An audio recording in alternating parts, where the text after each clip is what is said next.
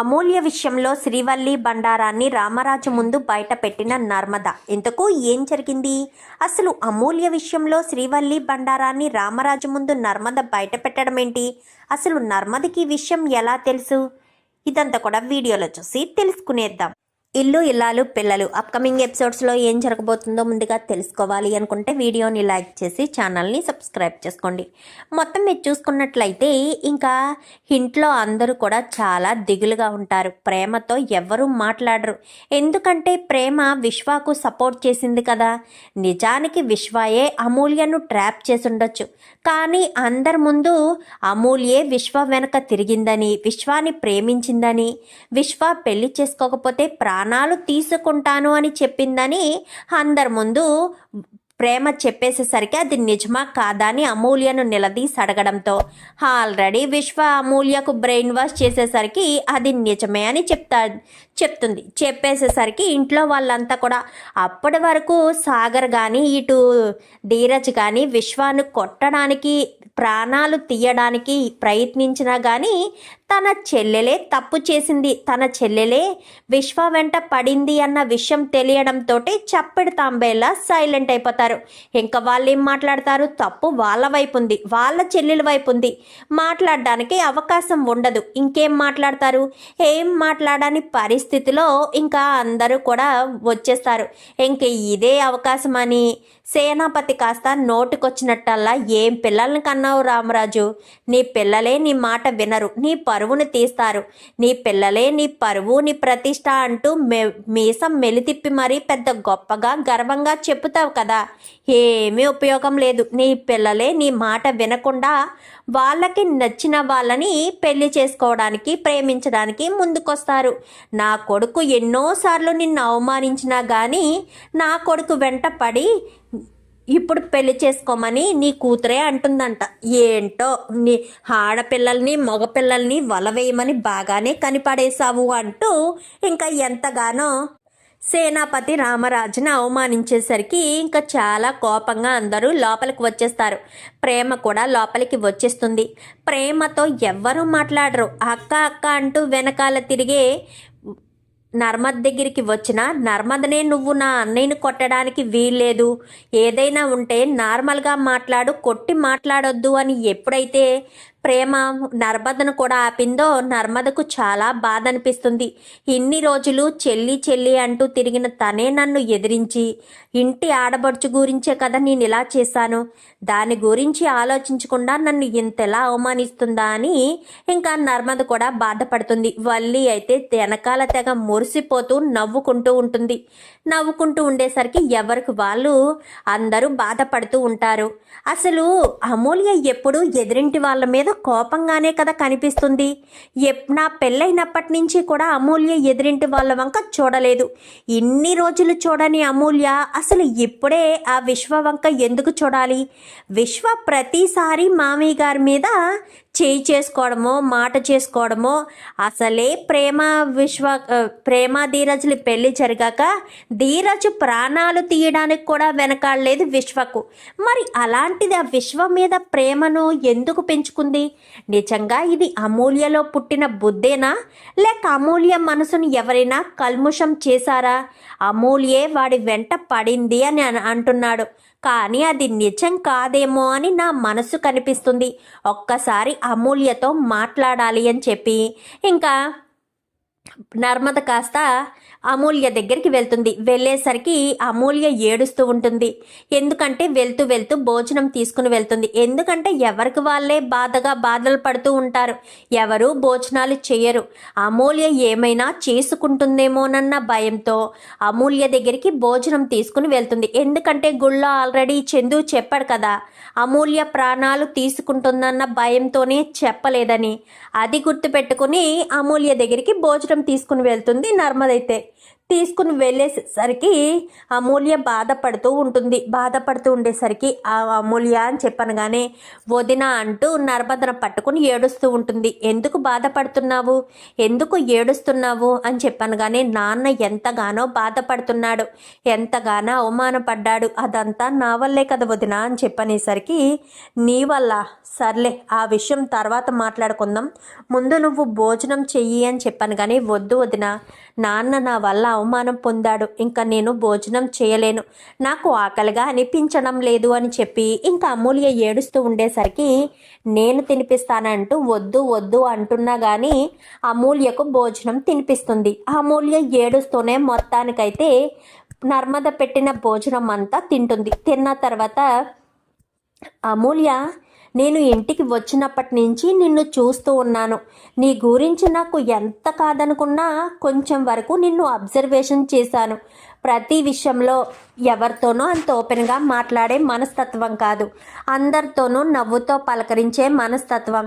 అబ్బాయిలతో మాట్లాడతావో లేదనేది నాకు తెలీదు, మీ అన్నయ్యలతో కూడా అంత క్లోజ్గా నువ్వు మాట్లాడడం కూడా నేను చూడలేదు.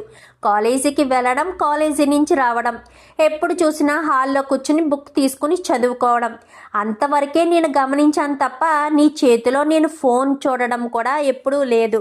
నన్ను ఎప్పుడు వదిన ఒకసారి ఫోన్ ఇవ్వు అన్న అడిగింది కూడా లేదు. మరి నువ్వు విశ్వక్ వెంట పడ్డావా? నువ్వు విశ్వక్ వెనకాల పడి విశ్వక్ను ప్రేమించు అని అన్నావా? ప్రేమించకపోతే, నిన్ను పెళ్లి చేసుకోకపోతే ప్రాణాలు తీసుకుంటాను అని చెప్పావా? నాకైతే ఈ విషయం నమ్మబుద్ధి కావడం లేదు. అమూల్యనే విశ్వ వెంట పడింది, అమూల్యనే విశ్వను పెళ్లి చేసుకోమని అడిగింది. నాకైతే అనుమానంగానే ఉంది అమూల్య, నిన్ను ఎవరు ఇదంతా చేయమని చెప్పారు? నిజానికి విశ్వ మీద నీకు ప్రేమ కలిగిందా, లేక విశ్వ నీ వెంట పడితే నీకు ప్రేమ కలిగిందా?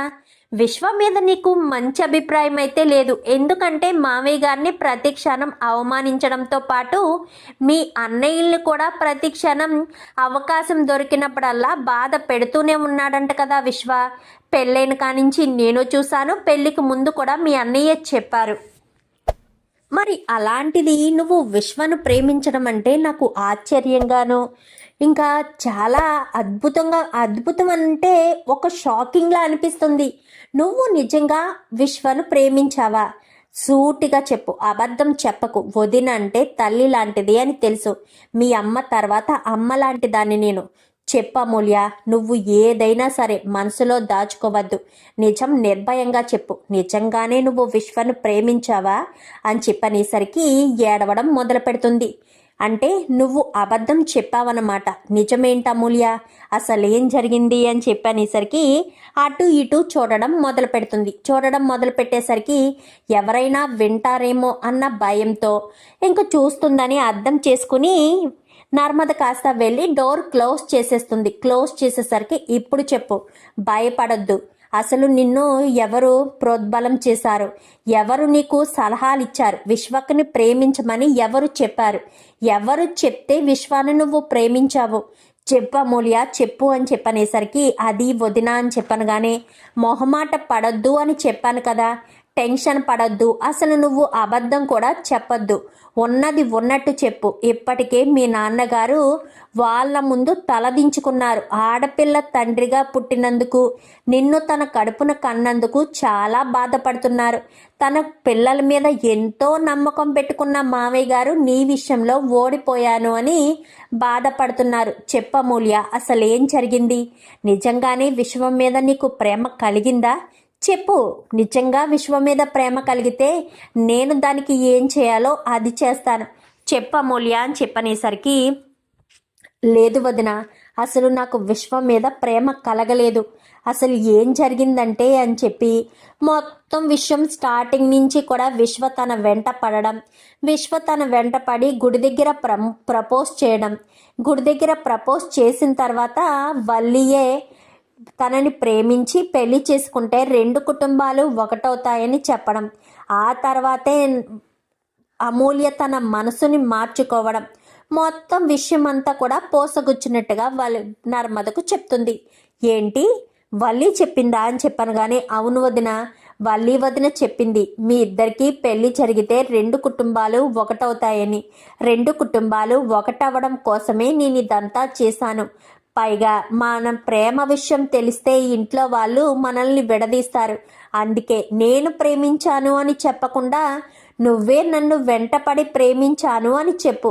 అలా చెప్తే మీ వాళ్ళు నాకిచ్చి పెళ్లి చేస్తారు, లేదంటే నన్ను కొట్టి నా ప్రాణాలు తీస్తారు అంటూ విశ్వక్ చెప్పాడు. అందుకే అందరి ముందు నేనే విశ్వ వెంట పడి మరీ ప్రేమించాను అని చెప్పాల్సిన పరిస్థితి వచ్చింది. లేదంటే విశ్వయే నా వెంట పడి నాకు ఇష్టం లేదు అని చెప్తున్నా నా మాట వినిపించుకోకుండా కావాలనే విశ్వయే ఇదంతా చేశాడు అని చెప్పాలనను ఉంది. వల్లి వదిన చెప్పడం వల్లే నేను ఇదంతా చేయాల్సిన పరిస్థితి వచ్చింది. 2 కుటుంబాలు ఒకటవడం కోసమే నేను ఇదంతా చేశాను, లేదంటే విశ్వ మీద నాకు ఎలాంటి ఇంట్రెస్ట్ లేదు అని చెప్పాలనుకున్నాను. కానీ 2 కుటుంబాలు ఒకటవుతాయని విశ్వ చెప్పాడు. నేను నీ వెంట పడిన దానికంటే నువ్వే నా వెంట పడ్డాము అని చెప్పు. ఖచ్చితంగా మీ ఇంట్లో వాళ్ళు సైలెంట్ అవుతారు. మన ఇద్దరి గురించి ఆలోచించి మన ఇద్దరికి పెళ్లి చేస్తారు అంటూ అమూల్య జరిగిన విషయం అంతా కూడా ఏడుస్తూ ఇంకా నర్మదకు చెప్తుంది. చెప్పేసేసరికి అసలు వల్లి అక్కకి ఎందుకు ఇదంతాను? వల్లి అక్క నా ఇద్దరూ ప్రేమించుకుంటే వల్లి అక్కకి ఏం కలిసి వస్తుంది? ఏ ఉద్దేశంతో అమూల్యను విశ్వక్ను కలపాలని ప్రయత్నించింది? ఏదైతే ఏమైంది? ఎట్టి పరిస్థితుల్లో ఈ విషయం మావయ్య గారికి తెలియాలి. నువ్వు తప్పు చేశావంటూ మావయ్య గారు ఎంతగానో బాధపడుతున్నారు. మావయ్య గారు ఆ బాధలో ఏదైనా చేసుకునే అవకాశం ఉంది. అమూల్య, మీ నాన్నను కోల్పోయే ప్రమాదం కూడా ఉంది. ఇప్పటికే అవమానంతో సగం సచ్చి ఉన్నారు. అలాంటి మామయ్య గారిని బాధ పెట్టద్దు. నిజం మామయ్య గారికి చెప్పేద్దాము. విశ్వక్ ప్రేమను యాక్సెప్ట్ చేయమని చెప్పిందే వల్లి వదిన అని చెప్పేద్దాము అని చెప్పనేసరికి నాకు భయంగా ఉంది వదిన అని చెప్పనేసరికి నువ్వు వెనకాలుండు, మొత్తం విషయం నేను చెప్తాను కదా, నేను చూసుకుంటాను, నువ్వు వెనకాలుండు అని చెప్పనేసరికి సరే వదిన, ఇదంతా మీ నాన్న కోసమే, మామయ్య గారు అవమానపడకూడదు అన్న ఉద్దేశంతోనే తప్ప వేరే ఉద్దేశంతో కాదు. అది నువ్వు అర్థం చేసుకో. అక్కడ నిజమే చెప్పాలి, లేదంటే నేను చెడ్డదాన్ని అవుతాను అని చెప్పాను. కానీ లేదు వదిన, నన్ను ఎవరూ పట్టించుకోకుండా వల్లి వదిన కూడా నాకు అంత సపోర్ట్ చేసిన వదిన నేను ఆకలిగా గదిలో పడి ఏడుస్తున్నా పట్టించుకోలేదు. కానీ నువ్వు వచ్చి నన్ను ఇంతలా ఓదార్చి నాకు వద్దు అంటున్నా తినిపించి నన్ను తల్లిలా చూసిన నేనెందుకు అబద్ధం చెప్తాను? నిజమే చెప్తాను. మా నాన్న తర్వాతే నాకు ఎవరైనా. నేను నిజం చెప్తాను, పద వదిన వెళ్దాము అని చెప్పనేసరికి ఇంకా ఇద్దరు కూడా గదిలోంచి వస్తారు. మామయ్య గారండి అని చెప్పనేసరికి హాల్లో ఉంటాడు రామరాజు. అయితే ఏంటమ్మా నర్మదా అని చెప్పాను. కానీ మీతో ఒక విషయం చెప్పాలని అమూల్య వచ్చింది. అసలు అమూల్య ఏ తప్పు చేయలేదు మామయ్య గారండి. తప్పు చేసిన వాళ్ళు, అమూల్యతో తప్పు చేయించిన వాళ్ళు వేరే ఉన్నారు అంటూ నర్మద చెప్పేసరికి ఏంటమ్మా నర్మద ఏం మాట్లాడుతున్నావు? అమూల్య తప్పు చేయలేదా? అమూల్యతో తప్పు చేయించిన వాళ్ళు వేరే ఉన్నారా? అంటే అమూల్య విశ్వక్కుని ప్రేమించలేదా? విశ్వ అమూల్యని ప్రేమించాడా? లేక వీళ్ళిద్దరూ కలవడానికి వేరే వాళ్ళు ఎవరైనా ప్రోద్బలం చేశారా? అసలు ఏంటిదంతా అని చెప్పనేసరికి అవును మామయ్య గారు అని చెప్పనేసరికి అచ్చుబాబో ఇదేంటి, అమూల్య మొత్తం నర్మదకు చెప్పేసిందా ఏంటి?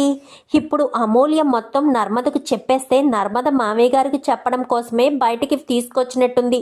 ఇప్పుడు నా పేరు చెప్తే నన్ను మామయ్య గారు ఇంట్లోంచి బయటకు గెంటేస్తారు.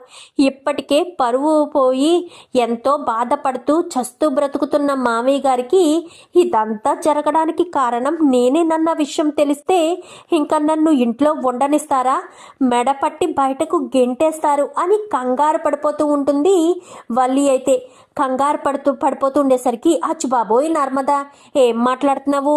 అక్కడ అందరి ముందు అమూల్యని చెప్పింది కదా నేనే విశ్వక్ వెంట పడి ప్రేమించాను అని చెప్పి, మరి తనని ఎవరో వెనకాల నుంచి తనని ఎవరో గైడ్ చేశారు అని చెప్తావేంటి అనగానే చెప్తాను వల్లి అక్క, ఎందుకంత కంగారు పడిపోతావు? ఎందుకంత ఆతృత పడిపోతావు? ఇదంతా వెనక ఉండి నడిపించింది ఎవరో చెప్తాను. ఏంటి ప్రేమ ఏమన్నావు? అమూల్య తప్పు చేసిందా? అమూల్యే మీ అన్నయ్య వెంట పడిందా? అసలు ఏం జరిగిందో తెలుసా? అసలు ఎవరి వెంట ఎవరు పడ్డారో నీకు తెలుసా? మీ అన్నయ్య ఏదో 2 కన్నీటి చుక్కలు కార్చి నీకేదో అబద్ధం చెప్తే అదే నిజమని నమ్మేశావు కదా. మన ఇంటి ఆడబడుచు, మన బిడ్డ లాంటి అమూల్య వాడి వెంట పడలేదు, అదే మీ అన్నయ్య వెంట పడలేదు. మీ అన్నయ్య వెంట పడేటట్టుగా చేసింది వల్లి అక్క చెప్పడం వల్లే అమూల్య విశ్వక్ను ప్రేమించింది. అమూల్య వెంటే విశ్వక్ పడ్డాడు. నేను ప్రేమిస్తున్నాను అంటూ తన వెంట పడి తనని ఎన్నోసార్లు హెరాస్ చేస్తే ఆ విషయం ఇంట్లో చెప్పడానికి అమూల్య ఎన్నోసార్లు ప్రయత్నించిన ప్రతిసారి కూడా వల్లి అక్క ఆపి, నువ్వు విశ్వాన్ని పెళ్లి చేసుకుంటే 2 కుటుంబాలు ఒకటవుతాయి, నీ వల్లే 2 కుటుంబాలు ఒకటైతే అది నీకేం మంచి పేరు కదా అంటూ వల్లి అక్క చెప్పడం వల్లే అమూల్య విశ్వను ప్రేమించిందంట. అసలు ముందు విశ్వయే అమూల్య వెంట పడ్డాడు. మీ అన్నయ్య చెప్పింది నిజమని నమ్ముతావా? ఆడపడుచు చెప్పింది నిజమని నమ్ముతావా? వల్లి అక్క వీళ్ళిద్దరికీ మధ్య రాయబారం నడిపింది. నీకు అసలు ఎప్పుడు కూడా అనుమానం రాలేదా? ఒక్కసారి బాగా ఆలోచించుకో. ఒక్కసారి నాకు చెప్పావు, మీ అన్నయ్య బయటికి వెళ్తుంటే వల్లి అక్క బయటికి అమూల్యను పంపించింది ఇలా అని చెప్పావు, గుర్తొచ్చిందా అని చెప్పనేసరికి అవునక్క నిజమే అని చెప్పనేసరికి ఇప్పుడు చెప్పు అమూల్య అని చెప్పాను. కానీ నేను తప్పు చేయలేదు నాన్న, నేను ఏ తప్పు చేయలేదు, నేను నీ కూతుర్ని నాన్న. ఆ విశ్వ వెంట నేను పడలేదు నాన్న, విశ్వే నా వెంట పడ్డాడు. 2-3 సార్లు నాకు ప్రపోజ్ చేశాడు. నేను ఆ రోజే మీకు చెప్పేద్దామనుకున్నాను, కానీ వల్లి వదినే నువ్వు గనక చెప్తే మీ నాన్న ఆవేశంలో వెళ్ళి ఆ విశ్వ ప్రాణాలు తీస్తారు. అప్పుడు 2 కుటుంబాల మధ్య గొడవలు ఇంకా పెరిగిపోతాయి. అదే నువ్వు విశ్వను ప్రేమిస్తే, విశ్వను పెళ్లి చేసుకుంటే 2 కుటుంబాల మధ్య గొడవలు పెరగకుండా 2 కుటుంబాలు ఒకటవుతాయి కదా. అప్పుడు మీ అమ్మకు అటు మీ ప్రేమ వదినకు ఇద్దరికి కూడా పుట్టిల్లు దగ్గరవుతుంది కదా. ఆలోచించు అమూల్య, ఏ పెళ్లి వల్ల విడిపోయాయో అదే మళ్ళీ మీ ఇద్దరి పెళ్లి వల్ల మళ్ళీ 2 కుటుంబాలు కలుస్తాయి కదా అని వల్లి వదిన చెప్పడం వల్లే నేను చేశాను. కానీ లేదంటే ఆ విశ్వను ప్రేమించవలసిన అవసరం నాకేముంది నాన్న. నిన్ను అన్నయ్యలని ఎన్నోసార్లు అవమానించారు. నడి రోడ్డు మీద నీకు ఎన్నోసార్లు అవమానించి ఎంతగానో బాధ పెట్టారు. చిన్నన్నయ్యను కూడా ప్రాణాలు తీయడానికి ప్రయత్నించాడు. అలాంటి వాడిని నేను ఎందుకు ప్రేమిస్తాను నాన్న? 2 కుటుంబాలు ఒకటవుతాయని వల్లి వదిన చెప్పడం వల్లే నేను ప్రేమించాను, అంతే తప్ప నాకు వేరే ఉద్దేశం లేదు. నేను నీ కూతుర్ని నాన్న, నీ పరువు తీసే పని ఎందుకు చేస్తాను? నువ్వు అందరిలోనూ తలెత్తుకునేటట్టుగా ఉంటాను తప్ప తల దించుకునేటట్టుగా నేను ఏ తప్పు చెయ్యను నాన్న, అది నువ్వు అర్థం చేసుకో అంటూ ఇక రామరాజు కాళ్ళ మీద పడి అమూల్య ఏడుస్తూ ఉంటుంది. ఏడుస్తూ ఉండేసరికి అమూల్యను కాస్త పైకి లెగదీసి ఇంకా నిలబడమ్మా, ఏం మాట్లాడకు అని పక్కకి లాగుతాడు. పక్కకి లాగి వల్లి వంక ఒక్కసారిగా కోపంగా చూసేసరికి వల్లి టెన్షన్ పడిపోతూ ఉంటుంది. చెంప పగలగొడతాడు. చెంప పగలగొట్టేసరికి అందరూ కూడా ఆశ్చర్యపోయి చూస్తూ ఉంటారు. ఒక కోడలి మీద చేసుకున్న మామగారులా నాకు చెడ్డ పేరు వచ్చినా పర్వాలేదు, తను ఏంటి ఆడపడుచే కదా, నీ చెల్లెల్లాంటిది కదా, తనకు ఎలాంటి పరిస్థితి తీసుకొస్తావా? అసలు నువ్వు ఇంటి కోడలివేనా? మాట్లాడితే ఇంటి పెద్ద కోడల్ని, ఇంటి బాధ్యతలు అన్నీ నా భుజం మీద ఉన్నాయి. నేను ఇంటి కోడలుగా ఈ ఇంటి గౌరవాన్ని పరువుని నిలబెట్టాలి అంటూ గొప్పలు చెప్తావు కదా. మరి ఇలా చేస్తే ఇంటి పరువు పోదా? ఇలా చేస్తే నా ఇంటి గౌరవం మంట కలిసిపోదా? ప్రతి క్షణం నన్ను అవమానించాలని ఆ ఎదురింటి వాళ్ళు చూస్తూనే ఉంటారు. ప్రతిసారి కూడా బాధ పెడుతూనే ఉంటారు. నువ్వు నేను మర్చిపోయిన విషయాన్ని గుర్తు చేస్తూ ఉంటావు కదా. నడి రోడ్డు మీద నా షర్టు చింపేశారని ఆ విషయం నేను ఆ రోజే మర్చిపోయినా నాకు కోపం బాగా ఎక్కువగా రావాలని ఇంట్లో ఏ చిన్న గొడవ జరిగినా ఆ విషయాన్ని గుర్తు చేస్తూ ఉంటావు కదా. మరి ఈ విషయాన్ని ఎందుకు గుర్తు చేసుకోలేదు నువ్వు? అంటే కావాలని మా అమూల్యను ఆ ఇంటి కోడలుగా చేయడానికి నువ్వు ప్రయత్నించావన్నమాట. ఆ భద్రావతితో విశ్వతో చేతులు కలిపావా? వాళ్ళిద్దరితో చేతులు కలిపి ఇదంతా చేసావా? చెప్పు వల్లి చెప్పు అంటూ ఇంకా చెంప పగలగొట్టేసరికి మీరు ఆగండి మామయ్య అని చెప్పాను. కానీ చెప్పు వల్లి అక్క, ఏ నా అమూల్య ఇంటి ఆడపడుచు కదా, అమూల్య జీవితాన్ని నాశనం చేద్దామనుకున్నావా? నిజంగా మా అన్నయ్య చెప్తే నిజమేనేమోనని అనుకున్నాను. కానీ దాని వెనక ఉన్నది నువ్వు అన్న విషయం తెలిసాక నిజంగా మా అన్నయ్య నాటకం ఆడే నన్ను మాయ చేశాడు అని ఇప్పుడు నాకు అర్థమైంది. అమూల్య ఏంటి, తనను ప్రేమించడం ఏంటి అని అప్పుడు ఆశ్చర్యపోయాను. కానీ మా అన్నయ్య నాకెందుకు అబద్ధం చెప్తాడు అనుకున్నాను. ఇప్పుడు అంతా అర్థమవుతుంది. వీళ్ళిద్దరి కథ వెనక ఉన్న సూత్రధారివి నువ్వన్నమాట. వాళ్ళ దగ్గర ఎంత కమ్ముడిపోయావు. మా అత్త ఏదైనా సరే డబ్బుతో కొనేస్తుంది కదా, నిన్ను డబ్బుతో కొనేసుంటుంది. అసలే డబ్బు లేక విలవిల్లాడుతూ ఉంటారు కదా మీ అమ్మ నాన్న నువ్వును. మీరు అసలు కోటేశ్వర్లు అయితే కదా, డబ్బు కోసం ఆలోచించకుండా ఉండడానికి. ఎక్కడ ఏ రకంగా డబ్బు వస్తుందా అని అనుకుంటూ ఉంటారు. నా నగలు దొంగతనం చేసిన దానికి ఇలా మా అత్త డబ్బులిస్తే మాటలు మార్చి ఇలా ప్రేమ రాయబారం చేయడం నీకు పెద్ద కష్టమేమీ కాదు అని చెప్పనేసరికి, ఏంటమ్మా ప్రేమ ఏం మాట్లాడుతున్నావు, నీ నగలు వల్లి దొంగతనం చేయడం ఏంటి అని చెప్పాను. కానీ అవును మామయ్య, నా నగలు దొంగతనం చేసింది వల్లి అక్క.